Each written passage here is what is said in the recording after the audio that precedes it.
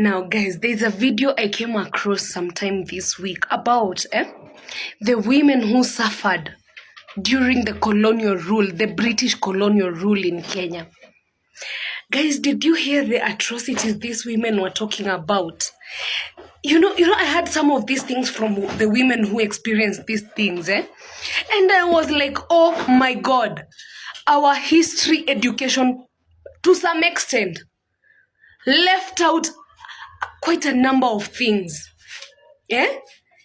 We need to revisit our education system because Africans need to be told, and Kenya people need to be told what happened.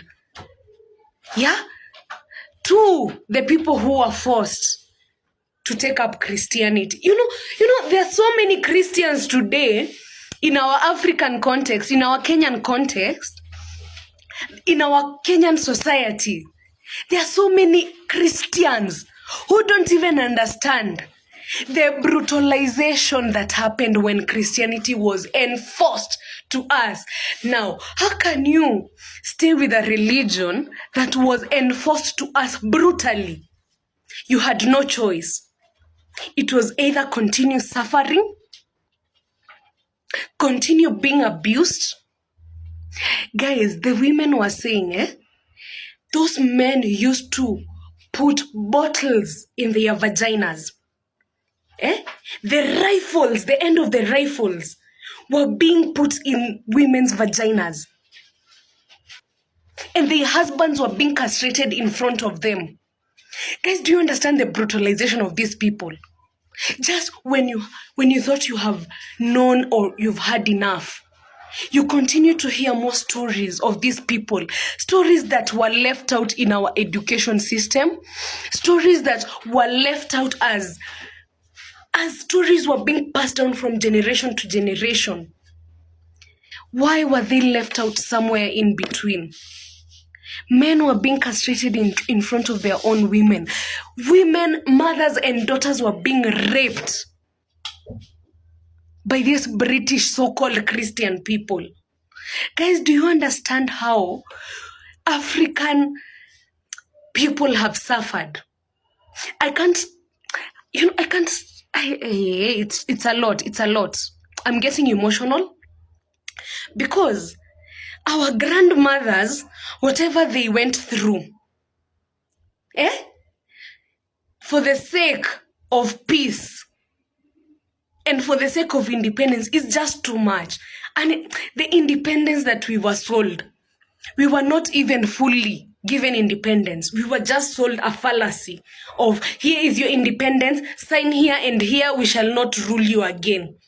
Well, in reality, these people are still here, taking advantage of us and our minerals and the institutions that they built. They own them. We don't own anything.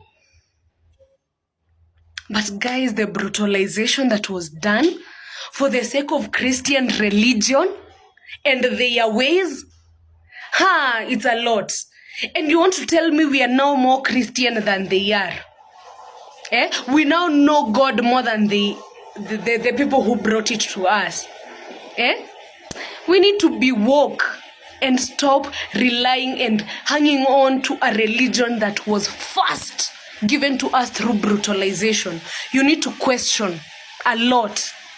You Christians of today, you need to question where your beliefs come from. You need to question a lot of the things that you do in those churches. You need to question a lot of things because the people who brought you that Christianity are the same people who raped, who inserted bottles and the end of rifles to our grandmothers' vaginas, castrated men. And those are the people who brought you Christianity. Those are the people who told you to forgive and forget.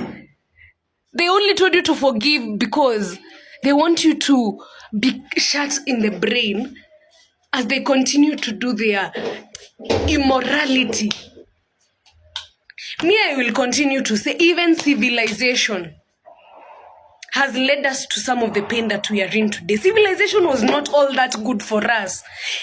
Let us imagine a world where we never saw the light of white people. Just imagine. It would be utopia. Africa would be utopia if we never saw the light of white people in our nations.